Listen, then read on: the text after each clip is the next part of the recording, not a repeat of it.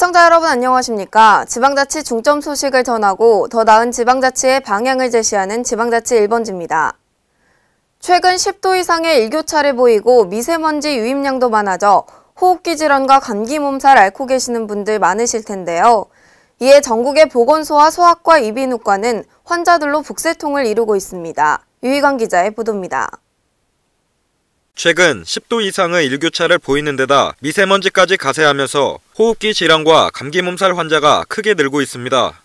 이에 미세먼지로 인한 호흡곤란 및 천식, 기관지염, 심장박동 장애 등의 증상을 보이는 환자가 증가하고 있으며 보건소와 소아과, 이비인후과는 감기와 고열을 동반한 환자들로 북새통을 이루고 있습니다. 전주시 보건소의 경우 하루 평균 40여 명의 환자가 내원하던 것과 비교해 최근에는 60여 명까지 환자가 늘어났습니다. 이 같은 현상은 전라북도 전주시 내 내과와 가정의학과, 병의원도 비슷한 실정입니다. 이와 함께 단체 인원이 있는 유치원, 어린이집에서의 결석과 학교, 회사에서는 병가 및 결근으로 인해 근무에 차질을 빚고 있는 것으로 알려졌습니다. 또 지속적인 실외활동 탓에 기존 알레르기 천식 환자와 만성 폐쇄성 폐질환을 앓고 있는 환자는 물론이고 건강한 사람도 2주 이상 기침이 지속돼 병원을 찾는 환자는 꾸준히 늘어가고 있습니다. 시민들이 이를 예방하기 위해서는 마스크를 쓰거나 외출 후 청결관리에 주의해야 하고 감기에 걸리기 전 인플루엔자 예방접종의 필요성이 높아지고 있습니다. 질병관리본부에서는 백신 소진 시까지 만 65세 이상의 어르신들에 대한 인플루엔자 무료 예방접종을 실시하고 있으며 가까운 지정 의료기관에서 주소 지역 관계없이 전국 어디서나 예방접종이 가능합니다. 한편 연쇄 상구균에 의한 인두염은 10일이 지난 이후에도 치료가 시작되지 않을 경우 심장과 콩팥에 합병증이 생길 위험성이 높아 각별한 주의가 요구되고 있습니다. KLN 유희광입니다. 정읍의 대표 대기업과 유망 중소기업 등이 대거 참여하는 2016 정읍 그랜드 취업박람회가 오는 18일부터 전라북도 정읍 실내체육관에서 개최됩니다. 김성지 기자의 보도입니다.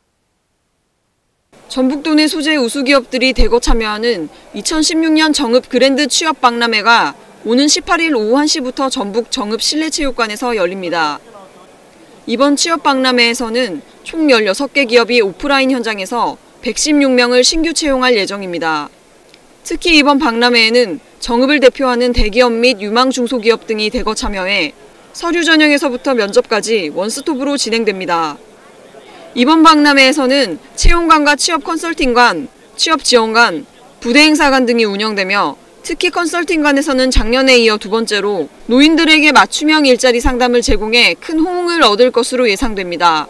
또 이력서와 자기소개 컨설팅, 여성 구인 구직 컨설팅, 장애인 취업 컨설팅, 창업 컨설팅 등 다양한 컨설팅도 진행될 예정입니다.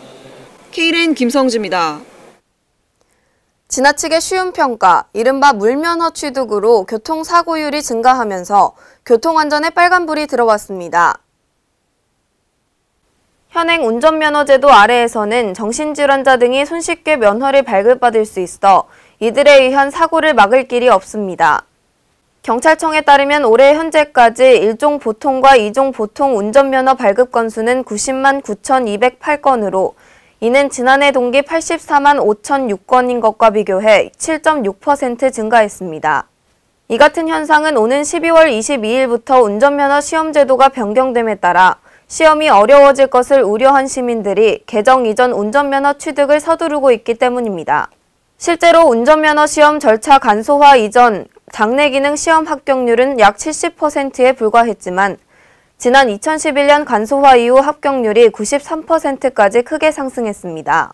또 정신질환을 앓고 있는 사람이 병력을 감추거나 명의를 도용해 운전면허를 발급받는 건수가 지난 5년간 전국적으로 812건이 발생하고 해마다 증가 추세를 보이고 있습니다. 하지만 도로교통공단은 병력이 의심되는 신청인을 확인할 수 있는 제도나 방법이 마련돼 있지 않아 정신질환자 등에 대한 운전면허 발급에 구멍이 뚫려 있습니다.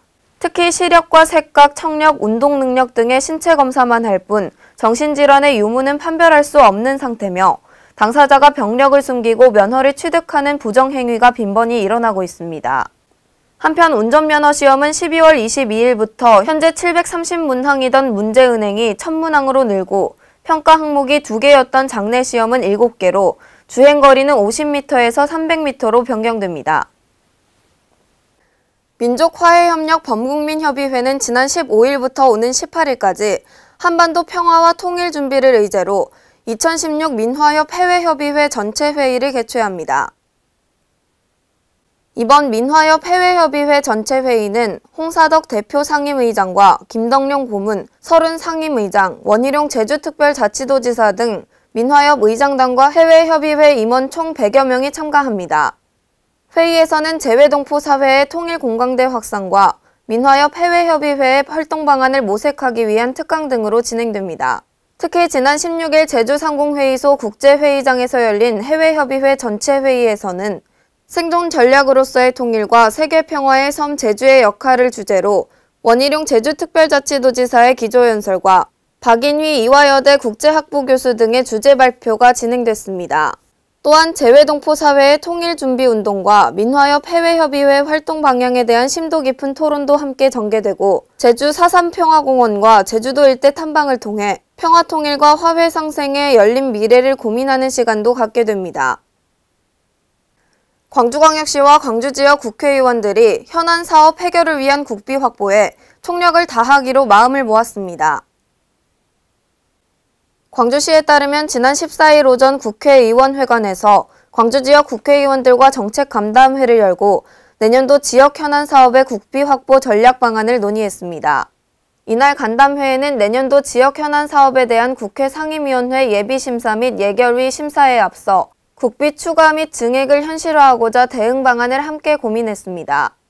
간담회에서는 광주의 미래 먹거리와 일자리 창출을 위한 자동차밸리, 에너지밸리, 문화밸리에 중점을 두고 국비 확보 및 협력 방안이 집중 논의됐습니다. 앞으로 광주시는 지역 국회의원들과 긴밀히 협조하며 국회 상임위 및 예결위 심의기관, 윤장현 시장과 경제부 시장이 직접 상임위 위원장과 상임위원, 예결위원장, 예결위원들을 만나 국회 추가 및 증액 지원의 필요성과 당위성을 설명하는 등 내년도 국비 확보에 총력을 기울일 방침입니다. 행정자치부는 내년 5월 30일 주민등록번호 변경 시행을 앞두고 18일 경기 남부지역을 시작으로 자치단체 주민등록 담당 공무원 대상 교육을 실시합니다. 이번 교육은 주민등록번호 변경 신청 요건과 변경 방법 등에 대한 실무적인 내용들이 상세하게 소개될 예정입니다. 또한 국민 편의 제고를 위해 내년부터 시행될 주민등록 관련 제도들에 대한 내용도 논의될 예정입니다. 이상으로 지방자치 1번지를 마칩니다. 시청해주신 여러분 고맙습니다.